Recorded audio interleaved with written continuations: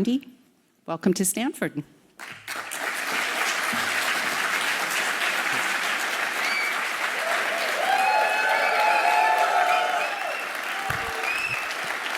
you like the podium?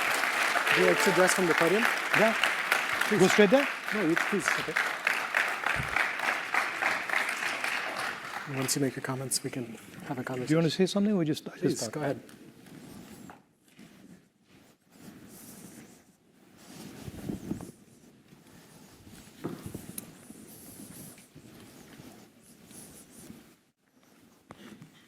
Thank you very much for giving me the opportunity to come and speak to you. I've heard a lot about your institution. I spent some time in one of your competitors. It's an honor for me to be here.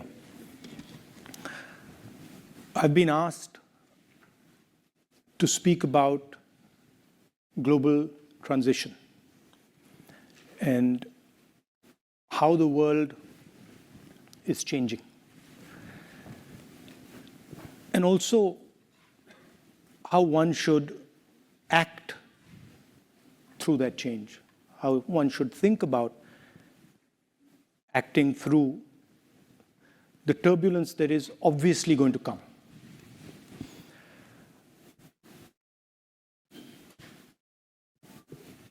I heard in the introduction that I was a member of parliament until a few months ago. I don't think when I joined politics, 2004, I ever imagined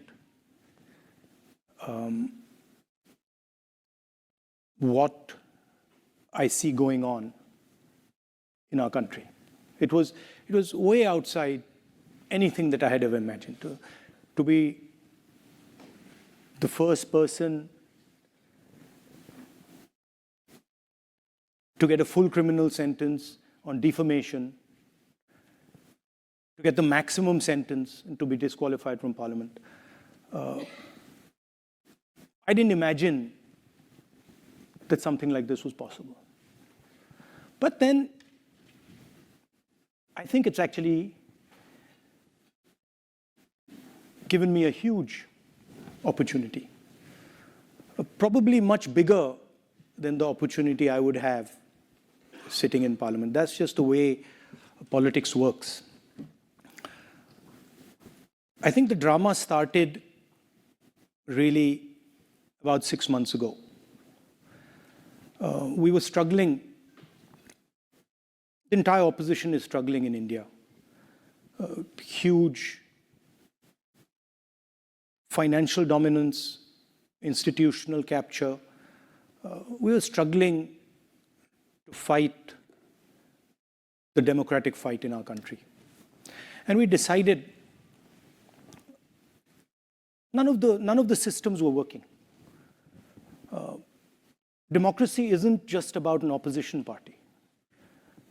It's about a set of institutions that support the opposition party. And those institutions were either captured, certainly weren't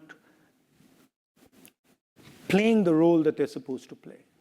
And so we decided to do something quite strange. We just decided to walk across the country. And we never imagined for a second what would happen when we walked across the country. What would happen not just politically, not in terms of the type of response we got, but what would happen to us when we walked across our country. All of us. Started with about 125 people, and it fundamentally transformed the way we think about our country, about our people, about politics, about what is important.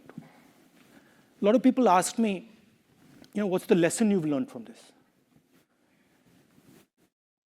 And for a long time, I couldn't quite say what it was. I couldn't answer. I'd say, I've picked up so much information overload, I can't really tell you what this has done.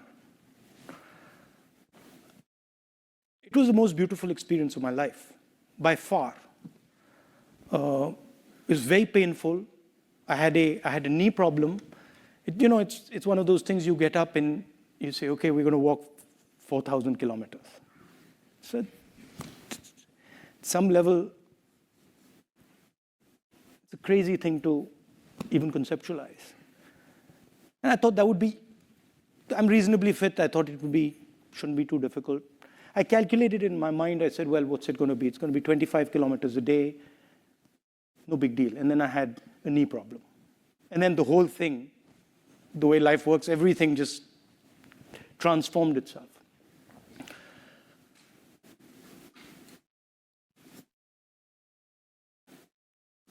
We met what I would best describe as the soul of our country. And very quickly, in a week, 10 days, a silence descended on us. We couldn't speak. We went from trying to explain things to people. This is why agriculture isn't working. This is how you should think about education. This is how, the healthcare system should look. This is what, we should be doing. And suddenly we all went silent. And we went silent because we came into contact with an intelligence that we had never seen, that we had never even conceptualized could exist. Farmers who many people would say, don't have an education, and then who are explaining things to us in a way that we just are in stunned silence. Right? And we saw this with farmers, with laborers, with small businessmen, everybody. And so this silence descended on us. And we just sort of stopped talking and started listening. And we heard tales of immense suffering. I mean, I can think immediately, I thought about one which sort of, to me, embodied the spirit of my country, our country. I was walking, and a young man came and started walking with me. And I put my arm on his shoulder, and suddenly I realized he didn't have arms. So he had no arms. And I tried to sort of make him a bit comfortable, didn't want him to feel that I know you don't have arms. He wasn't too bothered. And we started talking, and I asked him, listen, what do you do? And he looked at me and he said, I'm a mechanic. The immediate thing in my mind was, he's lying. How can he be a mechanic? He doesn't have arms. It's impossible. So I said, well, I didn't want to be direct. I didn't want to say, you're lying. I said, listen, what cars do you repair? He says, I don't repair cars, I repair motorcycles. So I said, oh yeah, what motorcycle do you repair? And he started listing all the motorcycles. So I said, can I come and see what you do? And he said, yeah. And then he proceeded to take us and show us how he serviced a motorcycle with his feet. It's the most amazing thing I've ever seen in my life. He took apart the entire engine with his feet. And he put the entire engine back together with his feet. I can't do it with my hands. So we saw these type of things happening. And we saw clearly the disconnect between our politics and our people. And that disconnect is visible in the United States, it's visible in the rest of the world. There's a huge divide between the people and the politics. Politics is talking about something else, people are talking about something else. We experienced this multiple times. And as I was walking through this, I kept thinking, something puzzled me. What I couldn't understand is that while we were walking, we had no force. Force was completely on the other side. The other side had police, they had the institutions, they had the media, they had social media, they had everything. And here was this group of people. In a few weeks, it became thousands and then millions, just walking. And all the force at the disposal of the government of India could do nothing. And the more they tried to apply force, the less it worked. And so this puzzled me. I was like, how come they have all the force, they have all the systems, and nothing's happening? Why, for example, are they just not physically stopping us? And this was a question that just kept rotating in my mind. I'm like, why is it that they have the force, but they don't have power? And I realized that force and power are two completely different things. Most people, politicians in particular, confuse force and power, and they think they're the same thing. They're not the same thing. They're completely different things. Power is an act of imagination. Power is in the present. It is not linear. And power comes when you go close to the truth. The reason we could not be stopped by force is because we were weaving around near the truth. And what was really interesting to me was it didn't matter how much force the other side had. They simply could not transfer that force into power. And they kept saying to us, people would ask us, so when are you going to stop? We're like, we're not going to stop, we're going all the way to Kashmir. No, you're not going to be able to go to Kashmir. They told me in Kashmir that, look, if you walk the last 4 days, you're going to get killed. They're going to throw hand grenades on you. I was like, fine, no problem, let them do it. Right? I want to see the person who throws a hand grenade on me.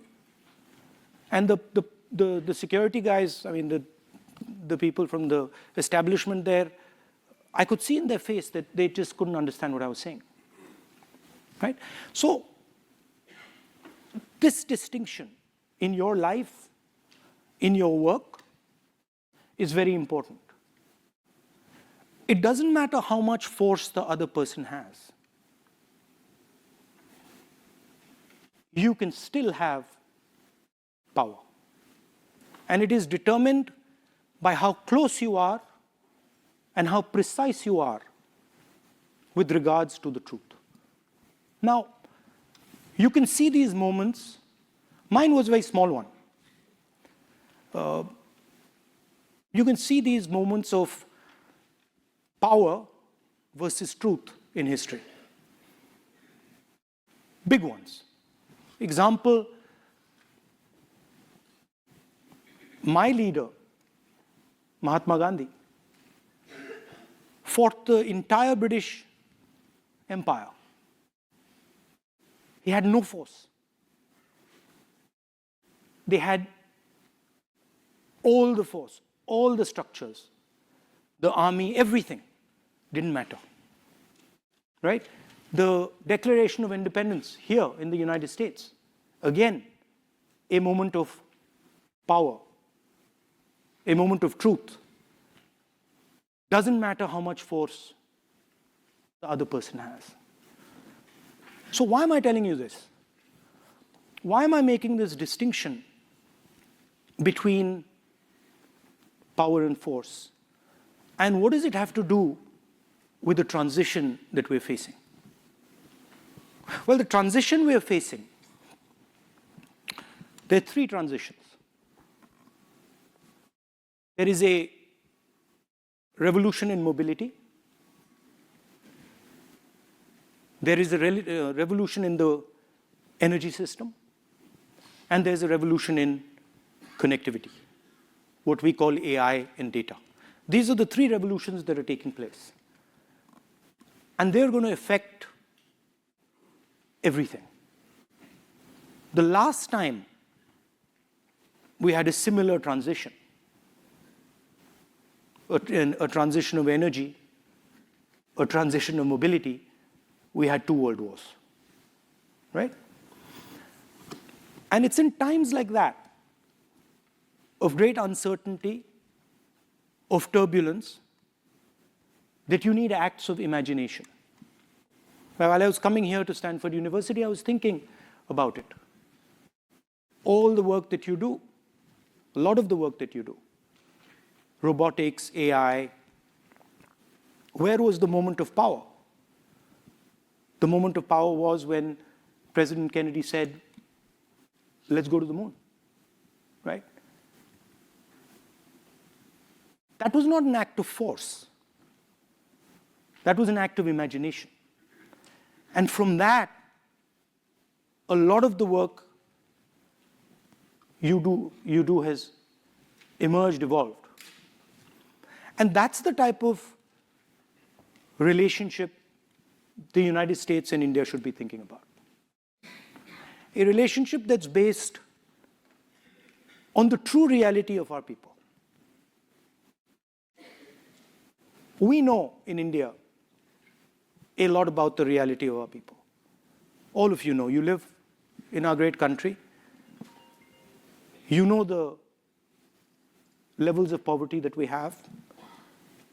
You also know the amazing amount of skills that we have. The United States has the world's cutting-edge technology. And we already have a bridge between us. It's important that this bridge is not simply a bridge based on force, but it's a bridge based on the reality of our people, on an understanding of the realities of both our people. India has some huge advantages. In a data-centric world, we have one of the largest pools of data. You over here are testament, many of you, to our skill in technology, in software. There are many more young people like you back home who don't have the opportunity you've had, who could augment our capability. So that's what I wanted to leave you with. I think there are difficult times, but there are also times of opportunity. I think there are times when acts of imagination, as I called it, acts of true power, will resonate and can transform the way we think of ourselves. I'm looking forward to answering some of your questions. Thank you.